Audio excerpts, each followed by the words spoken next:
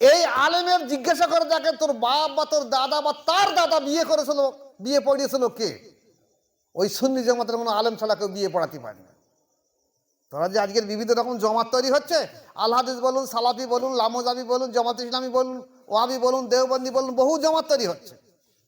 আজ থেকে তো 100-200 বছর আগে সব ছিল না। তাহলে তখন তোমার বাপের দাদাদের বিয়ে পড়েছিল কারা? এই সুন্নি জামাতের আলেমরা। উপস্থিত সুধী মণ্ডলী,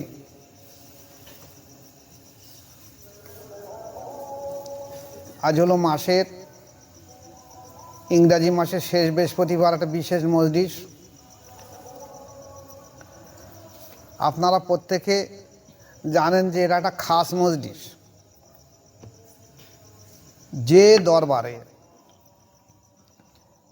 দরবারে গেলে লতিফা সতেজ হয়ে ওঠে, জজবা পাওয়া যায়, আত্মিক ফয়েজ আসে, সেই মজলিসটা হলো আল্লাহ পাক প্রদত্ত মজলিস। আর যে মজলিস এটা হয় না, সেটা আল্লাহ প্রদত্ত মজলিস নয়। আমাদের এটা খাস মজলিস। আপনারা প্রত্যেকে যারা বায়াত আসেন তারা জানেন যে মজলিসে আসলে জজবার প্রাবল্য বেড়ে ওঠে, আর্থিক উন্নতি হয়। তাই প্রত্যেকের কাছে আমার একান্ত অনুরোধ যে আপনারা লতিফায় পুরো দমে খেয়াল রেখে দেবেন। প্রয়োজন পড়ে লতিফায় খেয়াল রেখে চোখ বুজে বসে থাকবেন, না চেয়ে থাকবেন, কিন্তু অন্য মনস্ক হবেন না। কারণ যদি এই মজলিসে বসে আপনি বাড়ির কথা চিন্তা করেন, তাহলে আপনি এই মজলিস থেকে মাহরুম হয়ে যাবেন, বরকত পাবেন না। এই মজলিসে বসে বাড়ি ফোন করে কথা বলছেন, আপনি মজলিসের বরকত পাবেন না। এটা হলো খাস মজলিস। আজকের কার আসুন, আগামী এটা হলো আজকের 30শে জানুয়ারি, আজকের 30 তারিখ। ফেব্রুয়ারির 13 তারিখে, 13ই ফেব্রুয়ারি, আল্লাহ পাকের অশেষ দয়া, সেদিনও বৃহস্পতিবার। 13ই ফেব্রুয়ারি বৃহস্পতিবার, সেদিন হলো শাবানের 14ই শাবান দিবাগত রাত, অর্থাৎ শাবানের 15 রাতের আগের রাত হলো 14 দিবাগত রাত, হলো 15 দিনের আগের রাত হলো 14 দিবাগত রাত। সেটা হলো 13ই ফেব্রুয়ারি বৃহস্পতিবার পড়ছে। তো বৃহস্পতিবারটা অনুষ্ঠান আমাদের হবে, তবু আমরা তার আগে কিছু শাবানের সম্পর্কে কিছু আলোচনা করে নিয়ে নেই। দেখুন, জমানাটা হলো ফেতনা। এটা ভালো জমানা নয়, এটা ফেতনার জমানা। যত রকম ফেতনা এই জমানায় আসবে, আল্লাহ যদি আপনাকে হেফাজত করে আপনি হেফাজত পাবেন, নতুবা হেফাজত পাবেন না। ভালো কাজ করে কেউ আল্লাহকে পাবে না। কোনো ব্যক্তির ভালো কাজ করার ক্ষমতা নেই যদি আল্লাহ তাকে না করিয়ে নেয়, আল্লাহ তার উপরে রহম না রাখে। তাই ফেতনার জমানায় আমাদের সদা সর্বদা সচেষ্ট হয়ে চলতে হবে। যত দিন যাবে তত ফেতনা বেড়ে উঠবে। আজকের আসুন, এই যে শাবান মাস আসছে, শাবান মাস পড়ে গেছে বোধহয় নাকি? হ্যাঁ, শাবান মাস আসছে। এই শাবানের 14ই দিবাগত রাত্রে, যেটাকে আমাদের বাংলা ভাষাভাষী বানায় শবে বারাত বলা হয়, তাই তো নাকি? শবে বারাত বলা হয়। এখন শবে বারাত সব ফার্সি শব্দ। শব্দটা কিসের? ফার্সি। সব মানে রাত, আর বরাত মানে ভাগ্য, ভাগ্যের রাত। সবাই বলছে শবে বারাত, কিন্তু বলছে ওদিন ইবাদত করতে হবে না। তাহলে নামটা শবে বারাতে আলো কেন? বুঝিস আমার কথা? শবে বরাত মানে তো ভাগ্যের রাত বলা হয়েছে, তো তুমি নিজেই বলছো না শবে বরাতের দিন ওটা, শবে বরাতের রাত এটা, তবে এ রাতে ইবাদত করার দরকার নেই, তাহলে শবে বরাতের রাত বলছো কেন? তো এই যে শবে বরাত আগেকার জমানায় আল্লাহ রসুলের জমানা থেকে এই পর্যন্ত পালনীয় ছিল, কিন্তু আজকের ফেতনার জমানায় বহু মত পদ দল এসে বলছে যে শবে বরাতের কোনো প্রয়োজন নেই, দলিল নেই, করতে হবে না। এই প্রসঙ্গ নিয়ে দুটো একটা কথা আপনাদের সামনে রাখবো। দেখুন, রাসূল পাক সাল্লাল্লাহু আলাইহি ওয়াসাল্লামের একাধিক স্ত্রী ছিলেন, একাধিক স্ত্রী। একদিন পালাক্রমে সেদিনে মা আয়েশা সিদ্দিকা রাদিয়াল্লাহু আনহার ঘরে উনি থাকবেন। সেদিন রাত্রে মা আয়েশা সিদ্দিকা রাদিয়াল্লাহু আনহা ঘুম ভেঙে দেখলেন যে রাসূল পাক সাল্লাল্লাহু আলাইহি ওয়াসাল্লাম ঘরে নেই। কি ব্যাপার, কোথায় গেছে? তাহলে কি আমার আরো যে যাকে বাংলা ভাষায় সতীন বলা হয়, তাদেরকে কাদের ঘরে গিয়েছে? উনি চিন্তা ভাবনা করলেন। এছাড়া সেই সময় রাসূল পাক সাল্লাল্লাহু আলাইহি ওয়াসাল্লামের দুশমন চরম বেশি, ভয়ও লাগছে কোনো ফিতনায় জড়িয়েছেন কিনা। সন্ধান এসে দেখলেন রাসূল পাক সাল্লাল্লাহু আলাইহি ওয়াসাল্লাম বা মা আয়েশা সিদ্দিকা রাদিয়াল্লাহু আনহার বাড়ি থেকে জান্নাতুল বাকি এই 100 ফুট দূরে হবে। সেখানে এসে উনি জান্নাতুল বাকি যত সাহাবাদের মাজার আছে, সেই সাহাবাদের মাজারের সামনে দাঁড়িয়ে আল্লাহ রাসূল সাল্লাল্লাহু আলাইহি ওয়াসাল্লাম দোয়া করছে যে আল্লাহ তুমি জান্নাতুল বাকির সমস্ত মানুষগুলোকে তুমি জান্নাত নসিব করে দিয়ে দিও।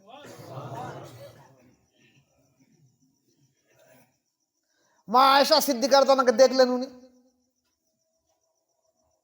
বলেন আয়েশা তুমি কি আমার বিষয়ে চিন্তাকৃষ্ট ছিলে? বলছে হ্যাঁ আমি চিন্তায় ছিলাম। তা বলছে ইয়া রাসূলুল্লাহ, বলে আজকে কোন রাজ্যে আপনি এই রাতের অন্ধকারে এখানে জান্নাতুল বাকিতে এখানে ইবাদত করছেন, দোয়া করছেন? বলছে আজ হলো শাবানের 14ই দিবাগত রাত, এটা খাস রাত, রহমতের রাত। আল্লাহ পাক এই রাতের ইবাদতগুলোকে কবুল করে, তাই আমি আমার জন্য করছি না, আমি আমার উম্মতের জন্য দেখানোর জন্য এটা করছি যেন তোমরা এগুলো কাজ করতে পারো। এছাড়া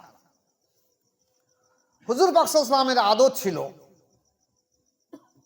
যিনি মাসের মধ্যবর্তী সময় 3টে রোজা রাখতেন, আর শাবানের রোজা সব থেকে বেশি রাখতেন। তাহলে শাবানের রোজা বেশি রাখতেন এবং এই রাত্রে উনি জান্নাতুল বাকিতে গিয়ে দোয়া করেছেন। আমাদেরকে শিক্ষা দেওয়ার জন্য, ওনার জন্য নয়। আমরা কি করব? আমরা তাহলে এই শাবানটাকে পালন করবো না? হ্যাঁ, আমরা শাবানটাকে পালন করব। আমরা কিভাবে করব? যদি শরীর পেরে ওঠে হয় 2টো নয় 3টে রোজা রাখবেন।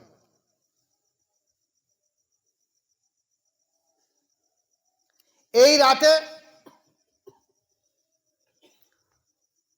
আগে মাগরিবের পরে যদি সম্ভব হয়ে ওঠে, কিংবা এশার পরে সম্ভব হয়ে ওঠে, হয় মাগরিবের পরে কিংবা এশার পরে, যাদের তাহাজ্জুদ নামাজের হুকুম দেওয়া আছে তারা তাহাজ্জুদ পড়ে নেবেন 12 রাকাত।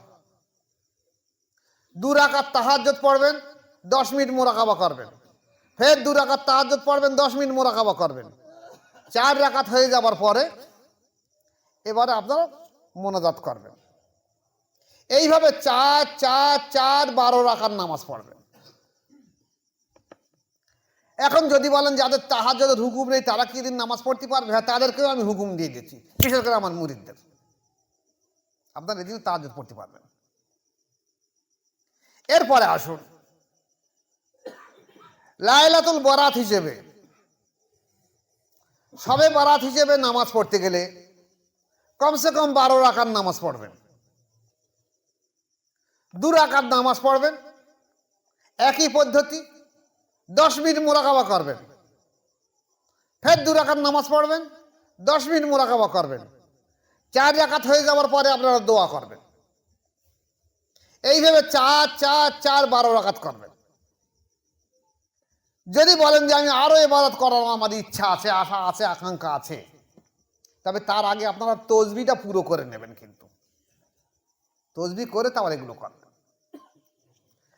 এরপরে আপনার যদি ইচ্ছা থাকে যে আমি কোরআন তেলাওয়াত করব, আমার কাছে অনেক মুরিদরা প্রশ্ন করে, যেমন বিশেষ করে যারা বায়াত গ্রহণ করেছে আমাদের দেশের মানুষ, আলেমদের ওপর তো প্রভাবিত হয়ে আছে। এখন আলিম সমাজ শিখিয়ে রেখে গেছে, দেখো আরবি ভাষার একটা অক্ষর পড়লে 10টা নেকি হবে। এই যে মানুষের ব্রেনে রয়ে গেছে, এই নেকির আশায় মানুষ কোরআন পড়তে চায় বেশি করে। ভালো জিনিস কোরআন পড়া, কিন্তু সওয়াব তো হবেই, কোনো সন্দেহ নেই এতে। কিন্তু কোরআন যে একটা সংবিধান, আল্লাহ পাক একটা সংবিধান আমাদের জন্য পাঠিয়েছে, যে সংবিধান শুধু আমাদের জন্য নয়, আদম আলাইহিস সালাম থেকে কিয়ামত পর্যন্ত সংবিধান হলো কোরআন শরীফ। সুবহানাল্লাহ। এই কোরআনের কিছু কিছু নীতি বাক্য, নীতি কথা নিয়ে আসমানি আরো যে কিতাবগুলো এসেছে বা সহিফা কিতাবে এসেছে, সেইগুলো তার মূল হলো কোরআন কারীম। তা সেই কোরআন আমার সংবিধান আমাদের কি বলেছে আমি বুঝলাম না। যেমন আরো ভালো বাংলায় বললে বুঝতে পারবেন। আপনি ভারতবর্ষের সংবিধান জানেন না, সৌদি আরবের একজন মানুষ সংবিধান জানে না, ভারতের সংবিধান। তা সৌদি আরবের মানুষ জানে রাস্তার ডান দিক দিয়ে যেতে হয়, তা সে যদি আমাদের দেশে ডান দিক দিয়ে যায় সেটা ঠিক করলো না, কারণ আমাদের দেশে রাস্তার বাম দিয়ে দিয়ে যেতে হয়। আমাদের সংবিধান হলো রাস্তার বাম দিয়ে দিয়ে যেতে হবে। এখন যদি কেউ সংবিধান না মেনে যদি রাস্তার মাজা দিয়ে যায়, সেটা সংবিধান মানল না। তাহলে আগে যদি সংবিধান জানে যে আমার সংবিধান আমার দেশ দিয়েছে রাস্তার বাম দিয়ে যাওয়া, তাহলে সংবিধান মোতাবেক চলবে। তা কোরআন আমাদের সংবিধান, আমি যদি না জানি তো আমি কোরআন আমি বুঝবো কি করে সংবিধান মোতাবেক চলার জন্য? তাই আমার হুকুম, আমার যত মুরিদ মোতাকেদ আছেন, চাই পুরুষ হোক চাই মহিলা হোক, যারা কোরআন পড়ার ইচ্ছা রাখেন, আমি তাদের হুকুম দিয়ে, যদি কোনো সুন্নি জামাতের কোরআন পান, ওয়াহাবিদের কোরআন পড়বেন না।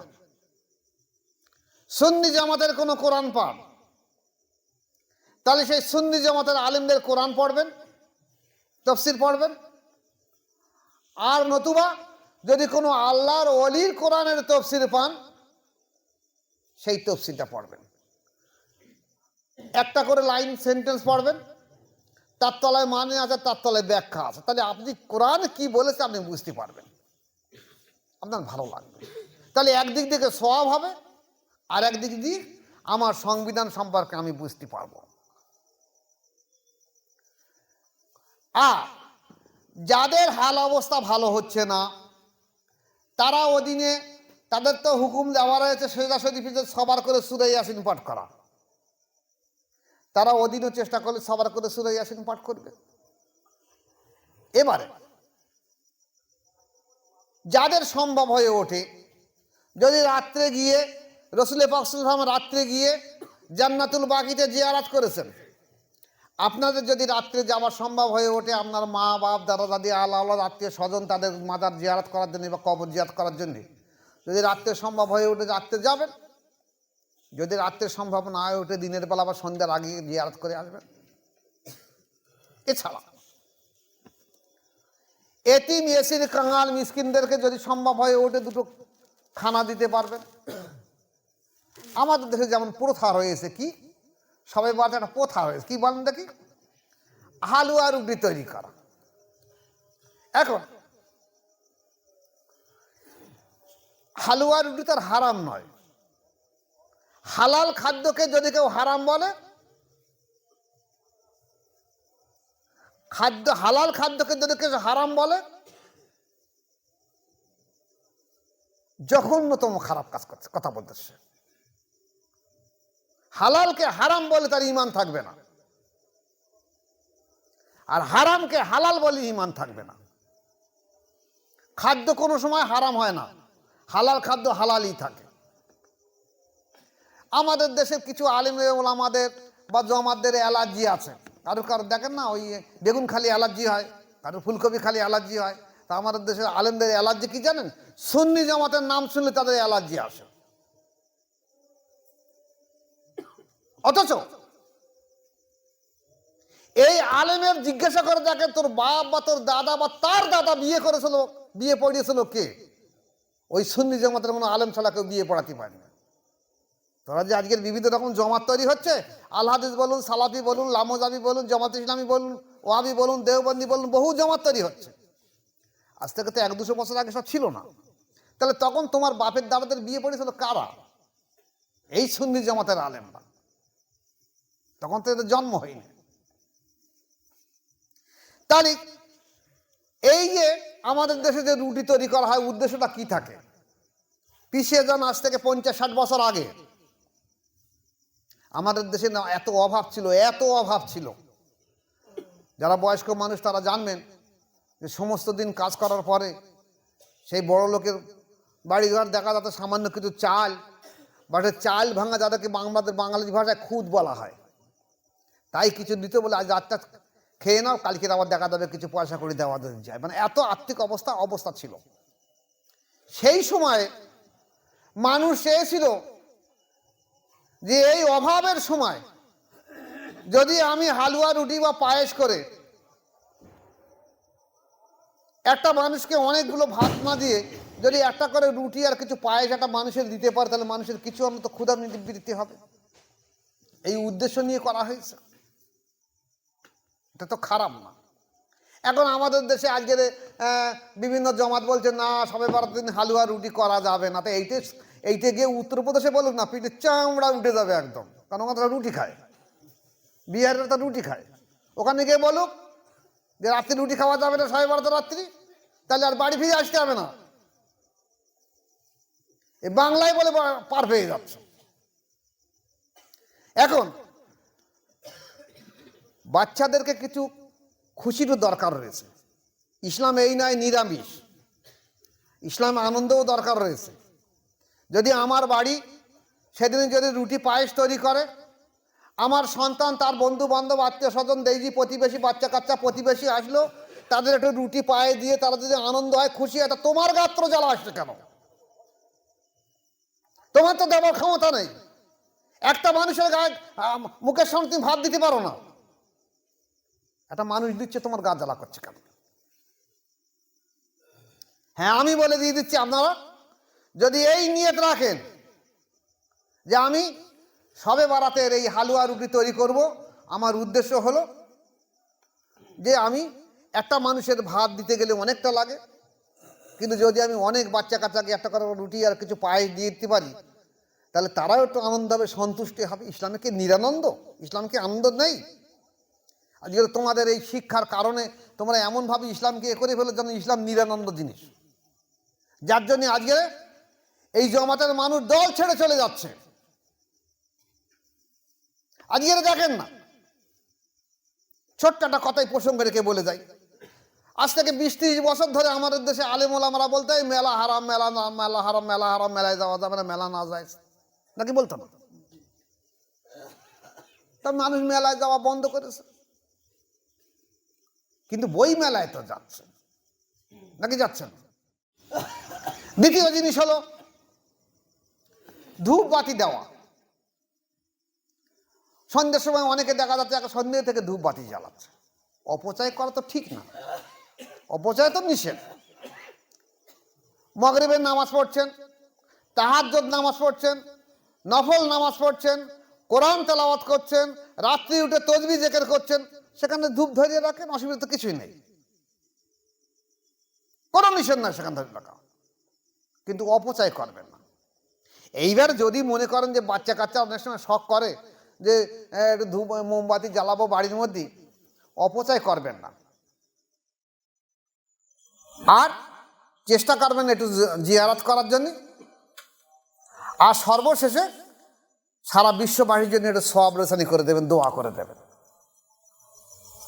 যেখানে বলা হয়েছে হাদিস শরীফে, এক জুম্মা থেকে আর এক জুম্মা পর্যন্ত এই যে 7 দিন যদি মানুষ গুনাহে সগীরার গুনাহ করে, সগীরা গুনাহ করে, ছোট ছোট গুনাহ করে, জুম্মা রাত্রে যদি আল্লাহ পাকের কাছে দোয়া করে, আল্লাহ পাক এই দোয়ার জন্য, দোয়ার কারণে এই গুনাহে সগীরাগুলো, 7 দিনের গুনাহে সগীরা জুম্মা রাতের সম্মানাতে তার গুনাহে সগীরাগুলোকে আল্লাহ মাফ করে দিয়ে।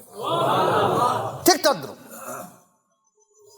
আজকের শবে বারাত, এই শাবান থেকে আগামী শাবান পর্যন্ত যদি কোনো ব্যক্তি গুনাহে সগীরাগুলো করে থাকে, তাহলে তার কি হবে? গুনাহে সগীরাগুলো দোয়ায় মাফ হয়ে যায়। এখানে অনেক আলেম ওলামারা মাওলানারা জানে, দোয়ায় আল্লাহ পাক অনেক গুনাহগুলোকে মাফ করে দিয়ে দেয়। মানুষ চলার পথে ভুলভ্রান্তি করবে, গুনাহ করবে, গুনাহে সগীরাগুলো যেগুলো আসে, খাস করে রাত্রে আপনারা কাঁদা করবেন যে আল্লাহ আমাদের গুনাহগুলোকে তুমি মাফ করে দিয়ে দাও, আল্লাহ রহমানুর রহিম নিশ্চয়ই মাফ করে দিয়ে দাও। যেহেতু রাসূল পাক সাল্লাল্লাহু আলাইহি ওয়াসাল্লাম করেছে, দেখিয়ে দিয়ে গেছে, তাই আমরাও সেগুলো অনুসরণ করব। কোনো বিভ্রান্তির দিকে কান দেবেন না, তবে অপচয় অপব্যয় করবেন না।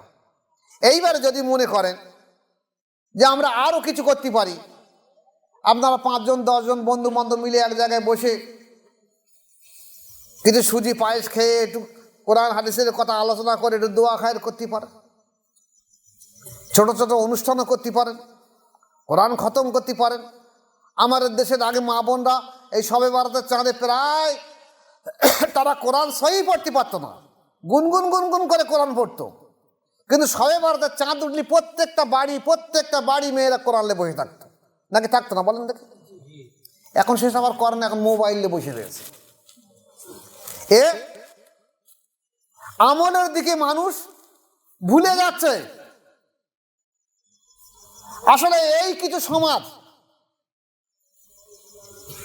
যারা সুন্নি জামাতকে মুছে দেওয়ার জন্য চেষ্টা করছে, বিভিন্ন রকম দল উপদল, তারা নিজেরাই তো পথভ্রষ্ট গোমরাহী হয়ে আসে এবং আমাদেরকে পথভ্রষ্ট গোমরাহী হয়ে যাচ্ছে। আপনি ভালো করে খেয়াল করুন,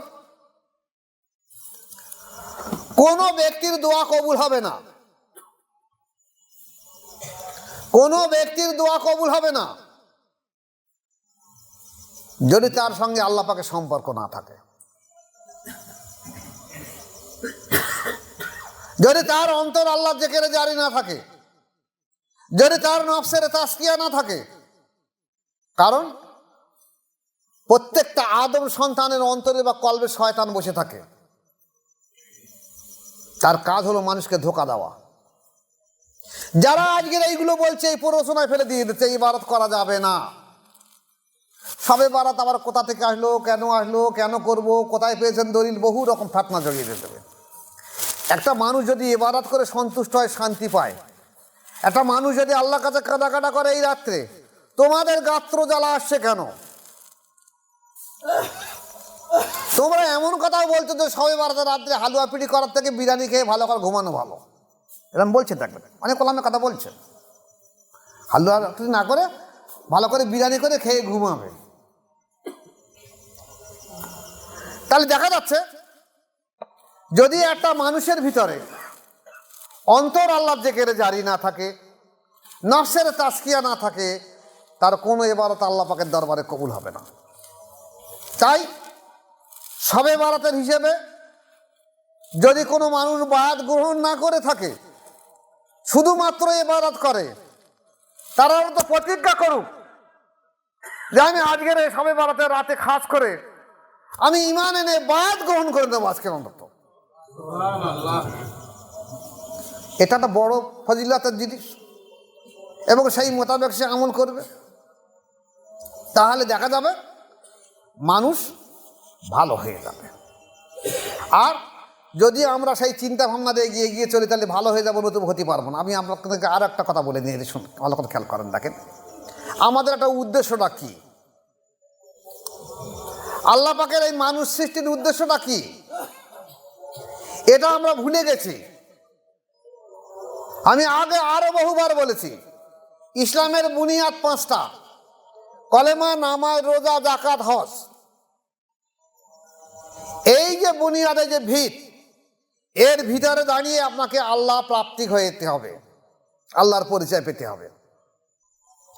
বুখারী শরীফের হাদিস এসেছে, আল্লাহ রাসূল সাল্লাল্লাহু আলাইহি ওয়াসাল্লাম বলেছেন, দেখো, মানুষ যখন বেশি বেশি নফল ইবাদত করে, বেশি বেশি,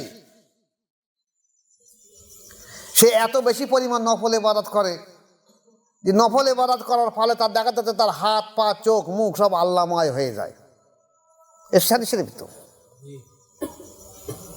তাহলে আপনার উদ্দেশ্য থাকবে আল্লাহ প্রাপ্তি, আল্লাহর সঙ্গে পরিচয় হওয়া। আর এই আল্লাহর পরিচয় হতে গেলে আপনাকে আহলে বাদ বা বায়াত ছাড়া জীবনে সম্ভব নয়। কিভাবে সম্ভব, এটাও আমি বহুবার আপনাদের সামনে বলেছি, আবার একটু বুঝিয়ে দেই। আপনি দেখবেন মিশ্রি, চিনি দিয়ে, চিনির দলা মতন মিশ্রি হয়। এই এক দলা মিশ্রি নিয়ে আর 1 গ্লাস পানি জিজ্ঞাসা করে দেখুন একজন ব্যক্তিকে, এটার নাম কি, এটার নাম কি? বলবে এটা মিশ্রি আর এটা হলো পানি। এই মিশ্রিটা গ্লাসে বুড়িয়ে দিয়ে যদি ভালো করে নাড়া হয়, দেখা যাবে ওই মিশ্রিটা গুলে পানির সঙ্গে মিশে গেছে। এই ব্যক্তিকে জিজ্ঞাসা করেন, বলে গ্লাসের মধ্যে কি আছে? বলবে শরবত আছে। কিছুক্ষণ আগে বলেছিল ওটা কি? পানি, এখন বলছে শরবত। কেন? এই মিশ্রি এই চিনির সঙ্গে মিশে গেছে, দিয়ে ওর নাম পরিবর্তন হয়ে গেছে। মানুষ ইবাদতের মাধ্যম দিয়ে আল্লাহর নৈকট্য এমন ভাবে হবে, আল্লাহময় হয়ে যাবে, আল্লাহর সঙ্গে প্রেম করে এমন হয়ে যাবে, তার সমস্ত কিছু, হাত, পা, চোখ, মুখ আল্লাহময় হয়ে যাবে। এইটা হলো উদ্দেশ্য মানুষের। আমরা সেটা ভুলে গেছি। আমরা এসেছে কি, আমরা নামাজ পড়ি, চল নামাজ পড়ি, নামাজ পড়লে ভালো হয়ে যাবে, চল রোজা করি ভালো হয়ে যাবে, হজ করলে ভালো হবে, যাকাত দিলে ভালো হবে। কিন্তু নফসের তাসকিয়া যদি না হয়, তো জীবনে কিছু ভালো হবে না। ভালো করে খেয়াল করবেন, প্রত্যেকটা মানুষের ভিতরে নফসে আম্মারা রয়েছে। যদি নফসে আম্মারা চরিত্র সংশোধন করে নফসে মুতমাইন্না না আসে, মানুষ যত ইবাদত করবে তত তার নফসে আম্মারা আরো বেশি শক্তিশালী হয়ে উঠবে। যে সম্পর্কে একটা বুজুর্গ দিনদের কওল হয়েছে এরকম, যে কোনো এক বুজুর্গ ব্যক্তি মোরাকাবার হালতে বসে আছে, দেখছে তার সামনে দিয়ে সর্বসময় একটা ছোট্ট নেংটি ইঁদুর বারবার বারবার যাওয়া আসা করছে, তার মোরাকাবার ধ্যান ভঙ্গ হয়ে যাচ্ছে। তখন সে কি করলো, পা দিয়ে সেই ছোট্ট নেংটি ইঁদুরের উপরে চাপ দিয়ে লগড়ে দিল ভালো করে। দেওয়ার সঙ্গে সঙ্গে দেখা যাচ্ছে নেংটি ইঁদুর একটা বিড়ালের বাচ্চার মতন হয়ে গেছে। এ সাধক মানুষ, আল্লাহ প্রেমিক মানুষ চিন্তা করলো, কি ব্যাপার, নেংটি ইঁদুর বিড়ালের মতন হলো কেন? তাহলে নেংটি ইঁদুর যদি পা দিয়ে লগড়ে যদি বিড়ালের মতন হয়ে থাকে, তাহলে বিড়ালের বাচ্চাকে পা দিয়ে ডলে দেখে কি হয়? ও আবার তাকে পা দিয়ে ভালো করে ডলে দিল, দেখা গেল সেটা বাঘের বাচ্চার রূপ ধরল। তখন জিজ্ঞাসা করলো, তুমি কে? তুমি তো ছিলে নেংটি ইঁদুরের বাচ্চা। বলছে, হুজুর, আমি হলাম নফস, আমি হলাম নফস, নফসে আম্মারা।